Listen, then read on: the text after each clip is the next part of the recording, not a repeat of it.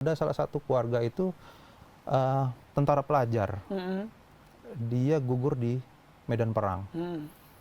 Saya tuh ngebayangin usia 16 tahun mau taruhan nyawa, meninggal, terus juga dia pun juga nggak pernah ngerasain kemerdekaan itu gitu loh. Maksud saya adalah kok ada orang yang mau memperjuangkan suatu ide bisa sampai segitunya.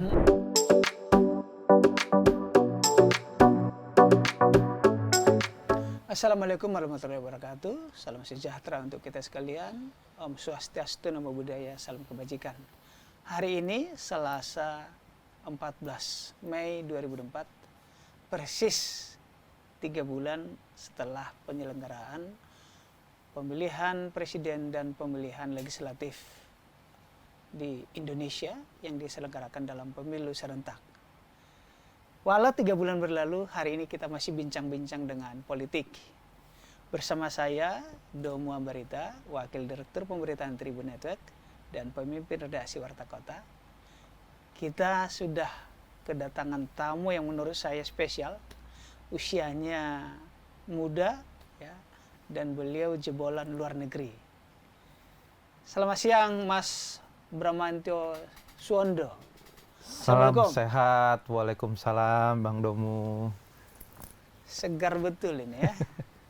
Usia 31 tahun. 31 tahun. Sudah 5 tahun duduk di DPR. Sudah 1 periode. Berarti 5 tahun lalu usia 25 atau 26 tahun mulai Waktu ikut pendaftaran 25 tahun. 25 tahun. Orang banyak tidak begitu antusias dari generasi muda ke politik.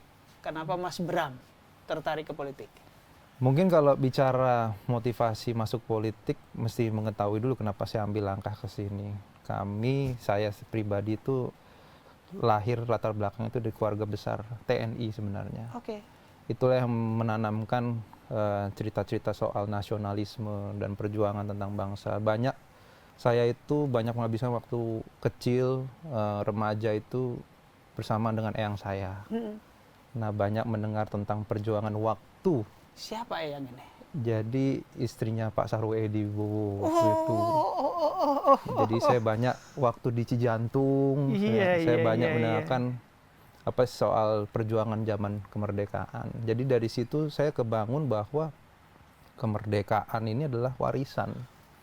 Disitulah kenapa saya ngelihat ya bagaimana untuk menghormati apa yang sudah dilaksanakan, apa yang sudah diperjuangkan sebelumnya adalah meneruskan perjuangan ini. Itulah. Jadi sebenarnya kalau ditanya sebelum masuk politik masuk mana? Masuk tentara sebenarnya. Oh gitu. Betul, dari situ ceritanya. Jadi, sempat ikut tes? Belum, waktu itu belum ceritanya. Tapi habis itu akhirnya berpikir waktu itu saya perubahan itu 2011 lah. 2011 memang ya ada perubahan dan kondisi TNI waktu itu Indonesia juga semakin lebih stabil lah dibandingkan dulu, dan kayaknya banyak penugasan ataupun perjuangan-perjuangan kita di ranah sipil. Jadi disitulah waktu awalnya. Nah, sebenarnya tawaran masuk politik itu baru sekali semenjak mau mendekati 2019 itu ya. Saya kan selesai kuliah. Pemilu 2019. Iya, saya tuh selesai kuliah itu 2017 di Australia. Terus dapat tawaran bahwa ini ada kemungkinan bisa nyalek gitu loh. Dan saya ngeliatnya wah, di politik kayaknya adalah sesuatu hal yang bisa kita perjuangkan untuk kebaikan masyarakat dan kemajuan bangsa Indonesia. Jadi dasarnya di situ dulu. Jadi ada kayak panggilan hati karena dari kecil tuh udah dibiasakan dengan kisah-kisah itu. Terus yang kedua, akhirnya saya mengambil politik adalah karena saya juga memahami bahwa akses ke politik itu nggak semua orang punya gitu loh. Karena waktu itu ditawarkan melewati Partai Demokrat. Partai Demokrat kan kita sudah paham dari dulu kecil dan segala macam. Jadinya ya udah waktu masih muda dan usaha. Dari 2018 awal selesai kuliah itu langsung turun ke daerah pemilihan. Jadi sosialisasi. Ya langsung pertama mengenali dulu, mengenali permasalahannya di sana apa tantangannya, terus kulturnya seperti apa, pendekatan kepada masyarakat. Jadi semua belajar dari nol lah istilahnya. Jadi nggak ada yang ujuk-ujuk langsung jadi. Nah ternyata modal saya cuma satu waktu itu. usia masih muda, belum nikah, apa istilahnya, kalaupun gagal ya masih ada kesempatan banyak lah, dalam artian usaha semaksimal mungkin. Ya ternyata Allah menggariskan 2019 memiliki suara terbesar dari partai sehingga bisa mewakili. Luar biasa. Jadi gambarannya seperti itulah. Jadi perjuangannya sekitar mungkin 14 bulan kali untuk proses itu, dan saya all out lah untuk mempelajari semuanya, kondisi kayak gitu. Jadi pemirsa Warta Kota, Sobat Warta Kota dan Tribuners, Mas Bram ini bukan kaleng-kaleng loh. Ya. Beliau juga wakil bendahara umum Partai Demokrat. Dan sekali lagi sudah 5 tahun di DPR. Dan sepertinya politik bukan kebetulan dong. Karena Mas Bram juga S1, S2 kan di bidang politik kalau nggak salah. Di HI, bidang hubungan internasional. Oh, hubungan internasional, yes, ya? Betul. Oke, ya tentu ada hubungannya diplomasi, politik juga ya. Jadi kita juga beberapa belajar tuh waktu itu politik soal Australia, sistem politiknya seperti apa, parlemen seperti apa. Terus kita belajar soal sistem politik internasional, kayak hubungan relasi dengan PBB, dengan yang lainnya. Jadi ada lah mengenai, ada sense of politics masih ada lah gitu loh. Masih ada. Nah Mas Bram, yang tadi yang mengenai soal politik, bagi sebagian orang terutama anak muda gak dihindari, bagaimana ajakan Mas Bram kepada generasi Gen Z ini supaya mereka tidak selalu politik itu tidak selalu kotor gitu. Iya, jadi balik lagi, semua yang kita lakukan ini, Indonesia ini kan masih terus berlanjut. Indonesia tuh masih berjalan sampai saat ini. Artinya apa? Kita semua tuh masih berjuang untuk sesuatu yang lebih baik lagi dibanding Indonesia, yaitu adalah peningkatan kesejahteraan, peningkatan akses pada pendidikan yang berkualitas, dan juga adalah jaminan keamanan dan segala macamnya. Jadi jangan merasa bahwa ini udahlah, istilahnya udah nyerah duluan gitu. Padahal kita juga mendapatkan kemerdekaan itu is not given. Benar-benar diperjuangkan gitu loh. Dan waktu itu ada satu cerita keluarga yang saya ngerasakan. Ada salah satu keluarga itu tentara pelajar. Dia gugur di medan perang. Saya tuh ngebayangin usia 16 tahun mau taruhan nyawa, meninggal, terus juga dia pun juga nggak pernah ngerasain kemerdekaan itu gitu loh. Maksud saya adalah kok ada orang yang mau memperjuangkan suatu ide bisa sampai segitunya.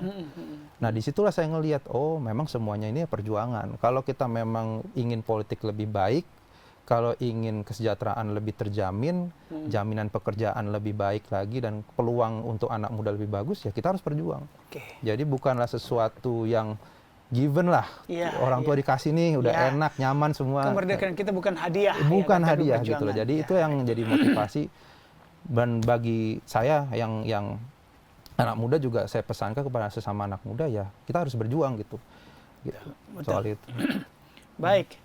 Mas Bram sudah 1 periode di DPR, bidang pendidikan. Yes. Nah, ini kebetulan mumpung tahun-tahun pendidikan, penerimaan mahasiswa baru, penerimaan, PPDB, pokoknya tahun ajaran baru lah.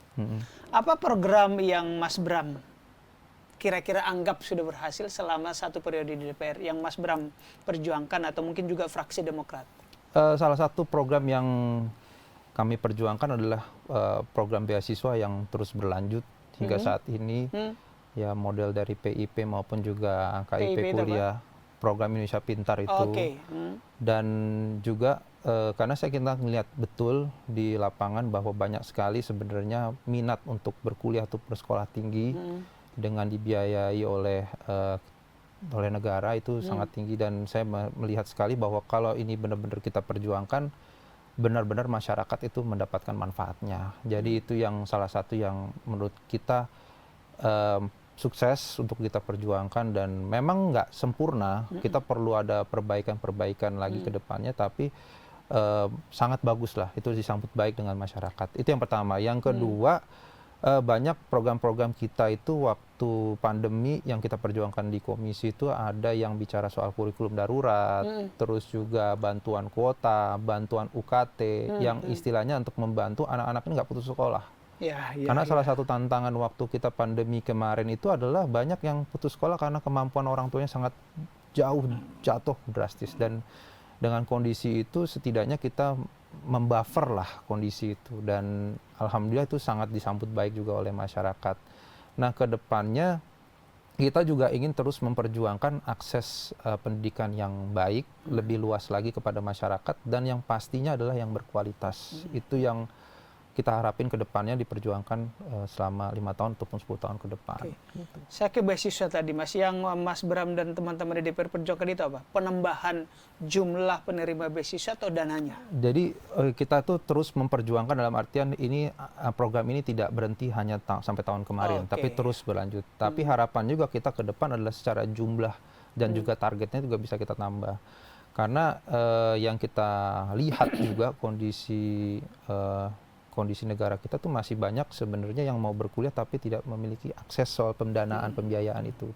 Dan ini bisa macam hal itu adalah karena faktor ekonomi keluarga yang kurang mampu, tapi juga ada permasalahan, mungkin ada keluarga yang tidak bisa anaknya tuh kuliah keluar kota. Harus tetap di dalam kota. Nah, itu itulah yang coba kita jawab gitu dengan kondisi kayak gini. Jadi itulah yang kita perjuangkan dan kita harapkan bisa lebih baik lagi ke depannya, dengan tentunya juga dengan istilah permasalahan-permasalahan yang kita perlu tangani bersama. Baik. Masih soal pendidikan, kurikulum merdeka tadi disinggung. Ya, kurikulum darurat. Saya baru-baru ini bertemu dengan teman-teman dari himpunan-himpunan mahasiswa salah satu fakultas di UI misalnya. Tes yang UTBK menurut mereka ada salah satu kekurangan, di mana ketika satu gelombang tes semua, katakan itu sistem IR kalau nggak salah atau apa gitu. Jadi tes semua, tetapi ini rupanya tidak memberi tantangan yang sama buat pelajar. Sorry, ini nanti mungkin menjadi bahan diskusi yang kita. Misalnya hari ini ada peserta 5.000 orang se-Indonesia, yang diambil hanya 1.000. Tapi katanya peserta ini bisa juga asal main tebak-tebakan. Beda dengan seperti SIMAK yang betul-betul, SIMAK UI misalnya, yang itu betul-betul sulit untuk mengerjakannya gitu. Nah, teman-teman ini berharap ya kalau bisa pemerintah hilangkan yang begitu supaya kompetitif. Alasan lainnya adalah dengan dihilangkannya UN, itu daya tangguh atau ketangguhan pelajar ini makin kurang sekarang. Nah, poin saya adalah apa kira-kira yang Mas Bram dan teman-teman di komisi akan koreksi terutama di seksi penerimaan mahasiswa baru. Jadi mungkin kita belajar soal dari sistem tersebut. Kenapa sih UN itu dihapuskan dan segala macam. Memang kebanyakan waktu saya itu kan 2011 juga jebolan dari sekolah negeri lah ya. Jadi istilahnya dari sistem pendidikan kita. Memang mindset waktu itu adalah bukan anak-anak tuh belajar berdasarkan minat dan bakat, tapi lebih kepada yang penting lulus ujian. Nah, itu yang coba kita ubah mindset itu, bahwa anak-anak ini belajar untuk berprestasi dan juga belajar untuk mendapatkan minat bakatnya apa, disesuaikan itu di situ. Nah, tapi memang dalam proses pembenahan itu memang masih belum ada miss and match ya gitu loh. Dalam artian kadang-kadang bagus, kadang-kadang enggak. Nah, ini yang kita perlu coba perbaiki. Nah, kalau ke depannya ya memang kita harapin bahwa competitiveness itu masih ada, bahwa tetap perlu ada itu, karena kita juga pengen tahu bahwa kita memberikan istilahnya kesempatan bagi anak-anak yang memang benar mau kuliah dan belajar dan maksimum gitu loh. Nah, di sisi lain juga kita dari sisi pencetakan dari SMA SMK-nya kita harus perbaiki agar walaupun nggak ada UN tapi mereka benar-benar belajar sesuai minat dan bakat. Jadi nanti waktu transisi kepada kuliahnya itu mereka masuk ke jurusan itu berdasarkan minat dan bakatnya mereka, bukan hanya sekedar yang penting masuk alma mater A, masuk gitu-gitu lah. Itu kan permasalahan yang kita hadapi juga di pendidikan kita. Jadi memang masih banyak yang perlu kita benahi di sisi itu. Ya tetap saya harus standarisasi harus bagus, lulusan mesti bagus, competitiveness itu masih bagus. Tapi kita jangan sampai istilahnya mereka hanya untuk belajar untuk lulus ujian aja gitu. Tapi mereka benar-benar mau belajar di situ. Jadi ada motivasi belajar di situ. Nah, mungkin salah satu hal yang untuk bisa dibenahi itu adalah waktu kita bagaimana memperankan guru ini maksimum gitu loh. Jadi membangun selain hanya transfer knowledge, tapi juga memberikan motivasi kepada anak-anak. Jadi kamu belajar apa yang menjadi minat bakat kamu gitu. Baik. Mas Bram, ini ya kita berduka ya, baru-baru ini saat pelajar dari salah satu SMK di Depok, Jawa Barat mengadakan studi tour. Pulang dari sana mereka kecelakaan. Saya sendiri prihatin karena banyak rupanya kisah yang mengiris, menyayat hati. Bagaimana misalnya seorang anak supaya dapat mengikuti study tour itu dengan biaya 800.000, dia harus kerja kuli dulu, ngangkat pasir gitu. Kasihan. Nah, tentu sekali lagi kita berduka atas peristiwa itu. Pertanyaan saya adalah, apa imbauan Mas Bram sebagai anggota DPR kepada semua Pemda, kepada semua sekolah di seluruh Indonesia agar menghindari hal seperti ini tidak terjadi kekonyolan, karena kita tahu juga di sana ada penyewaan bus yang ternyata busnya standarnya sudah lapuk lah, akhirnya sudah mati gitu. Jadi sekali lagi apa harapan dari Mas Bram sebagai anggota DPR RI di bidang pendidikan untuk kepada sekolah-sekolah atau pemerintah daerah dalam penyelenggaraan study tour atau dharma wisata? Iya. Monggo. Yang pertama mungkin saya berduka cita betul ya atas kejadian itu. Sangat disayangkan, harusnya menjadi momentum yang berbahagia berujung menjadi duka. Dan tentunya ini harus menjadi tamparan ataupun juga membuka mata kita bahwa kita harus berbenah soal ini. Nah, bicara soal studi tour itu sebenarnya esensinya baik. Bicara tantangan pendidikan, tantangan masa depan, kita itu harus agile dalam artian mau membuka semua ranah untuk kita pembelajaran. Jadi studi tour itu kan intinya esensi belajar di situ. Selain transfer dari ruang kelas, mereka dikasih lihat betul di lapangan bagaimana belajar soal kebudayaan, soal kesejarah dan sebagainya macamnya. Nah, hal ini untuk menjamin keamanan dan juga keselamatan butuh acuan sebenarnya. Dan saya ngelihat banyak di daerah itu, ada beberapa daerah sudah memiliki acuan hukum soal itu. Tapi ada juga belum. Nah, saya meminta juga kepada Kemendikbud sebagai pengampu pendidikan seluruh Indonesia ada membuat semacam surat edaran ataupun policy tentang bagaimana untuk melaksanakan studi tour yang jelas. Jelas dari bagaimana proses perencanaannya, pelaksanaannya sampai ke evaluasinya. Dari perencanaan kan di situ adalah kita juga bahas mengenai anggaran, proses demokrasi juga dilibatkan. Jadi dari orang tua siswa termasuk juga komite dan juga sekolah semua dilibatkan untuk jadi terang benderang di sana. Dan selanjutnya adalah kita harus menaruh standarisasi keamanan dan keselamatan itu. Termasuk standar untuk bus ya. Betul, standar keamanan dan keselamatan dari busnya ataupun juga pihak travelnya dan segala macam. Anak-anak akan menginap di mana? Lingkungan menginapnya di daerah mana? Itu kan juga sesuatu hal yang harus kita pikirkan gitu loh, karena sebagai pihak sekolah juga mereka kan yang diberikan kepercayaan orang tua untuk istilahnya ngurusin anak-anak mereka. Jadi ya kuncinya kalau semua acuan itu sudah jelas dari perencanaan, pelaksanaan sampai evaluasi, ya menurut saya insya Allah akan esensi dari studi tour itu bisa dapat tanpa harus mengkompromikan keselamatan maupun juga keamanan dari anak-anak. Gitu. Ya, saya kira itu di acuan atau pedoman itu ya. Jadi kalau SMK atau SMA mesti dia ada panduan dari gubernur atau dinas pendidikan di provinsi. SD dan SMP dari level kabupaten kota. Ya. Tapi payungnya dari kementerian. Bisa. Sama seperti waktu bikin suatu pedoman mengenai bullying ataupun kekerasan seksual, itu yang dilakukan oleh Kemendikbud juga dalam melaksanakan rincian-rincian di situ.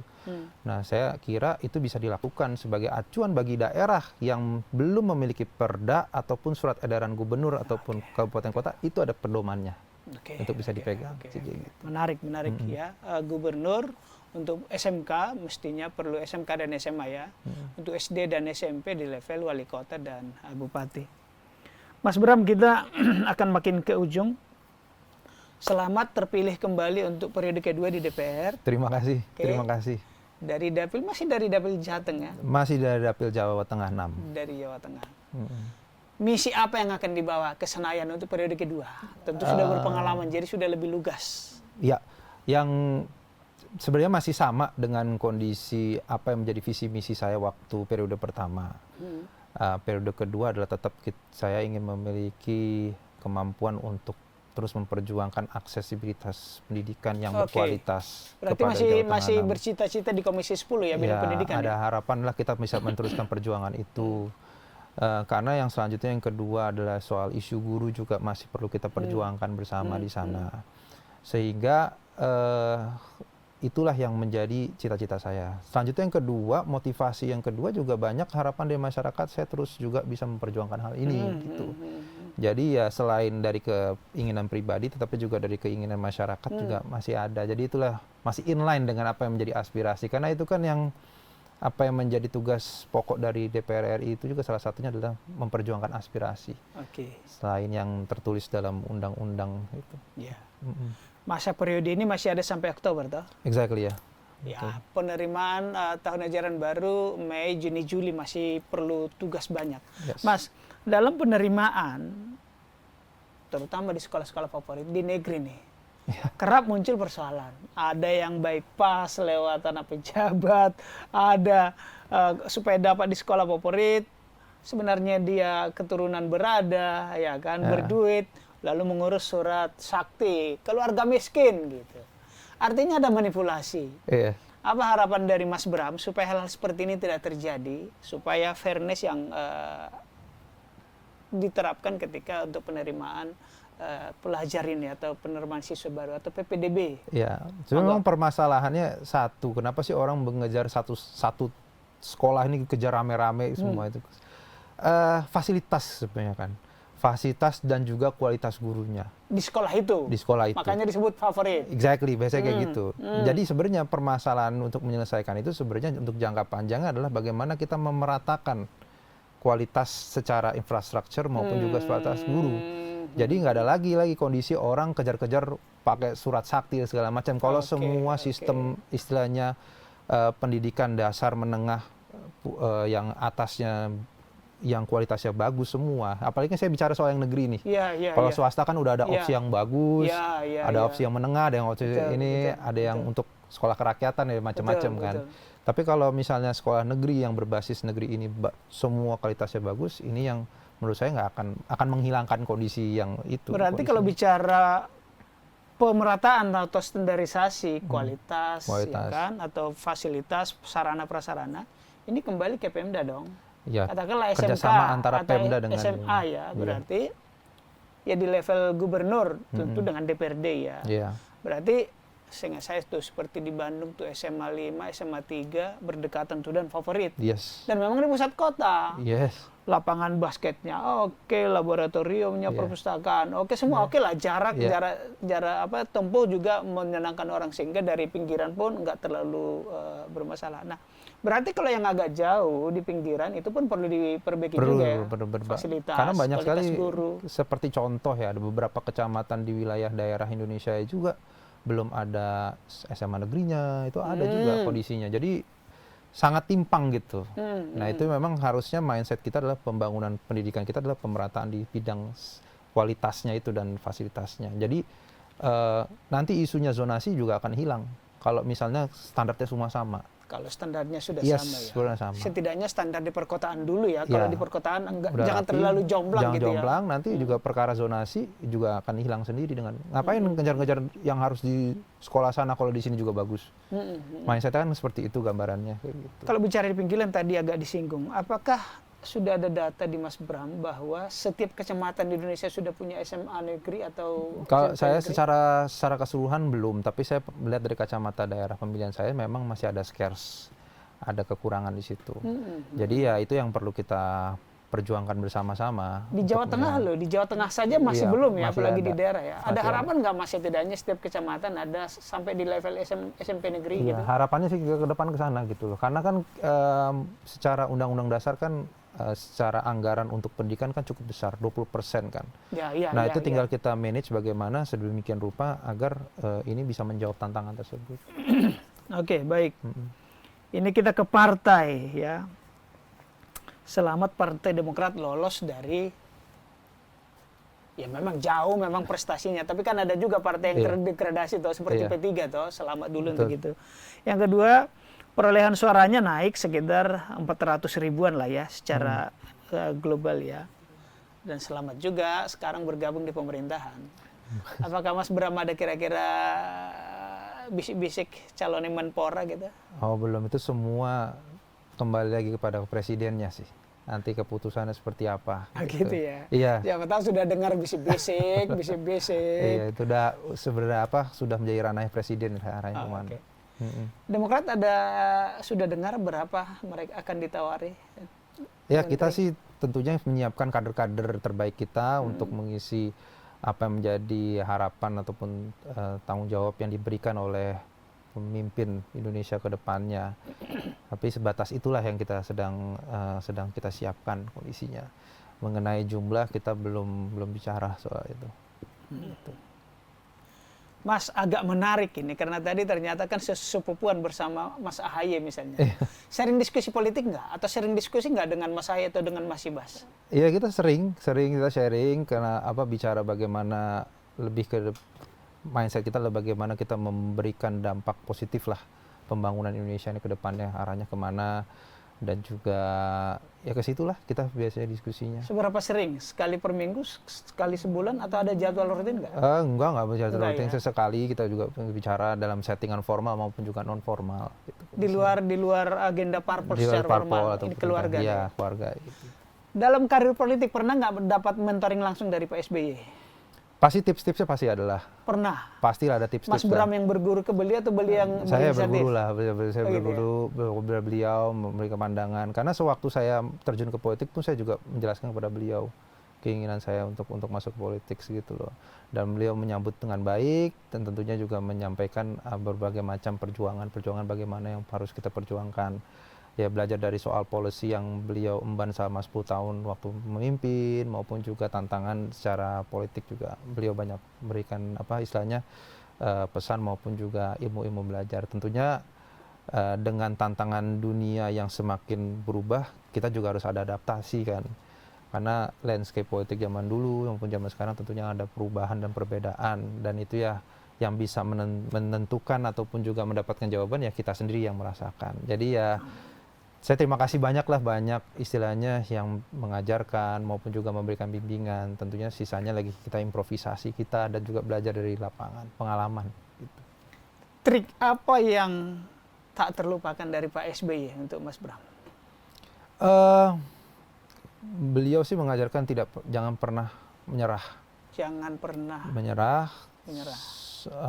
Semuanya memiliki tantangan, dan salah satu mungkin yang kalau sharing-sharing keluarga yang paling berkesan itu adalah doa beliau lah kepada yang muda-muda itu, bukan diberikan kemudahan tapi diberikan kekuatan untuk bisa melewati tantangan yang berat. Jadi di situ saya ngelihat ada kebijaksanaan lah di situ. Jadi sehingga saya banyak belajar bahwa mau seberat apapun ya kita harus jalani, karena itulah yang membuat kita lebih matang sebagai individu, politisi, maupun juga menjadi cita-cita nanti ke depannya negarawan. Luar biasa, bukan kemudahan yang diberikan tetapi kekuatan untuk melewati ujian. Artinya ujian. kalau kekuatan seberat apapun kau harus kuat gitu ya. Melewati ujian. Luar biasa. Terima kasih. Kita tibalah di ujung. Sekali lagi selamat untuk Mas Bram lolos untuk pemilihan atau periode kedua di DPR. Sebelum kita akhiri Mas Bram, monggo closing statement. Terima kasih untuk teman-teman Warta Kota dan juga Tribun atas waktunya. Terima kasih sekali, saya senang bisa hadir di sini. Dan pesan untuk para anak muda, jangan mudah menyerah, terus persiapkan diri, perkuat diri, karena warisan negara ini adalah milik kita semua, dan teruslah berjuang dengan sepenuh hati, walaupun berat, walaupun tantangan yang kita hadapi juga tidak mudah. Karena kita harus yakini bahwa perjuangan yang baik ini tentunya akan diridhoi oleh Allah Subhanahu wa Ta'ala. Terima kasih Mas Bram. Terima kasih sahabat Warta Kota dan Tribuners. Itulah bincang-bincang kita tentang politik. Politik itu sehat, politik itu baik. Karena politik itu menyangkut kebijakan bangsa negara. Kalau tidak ada politik,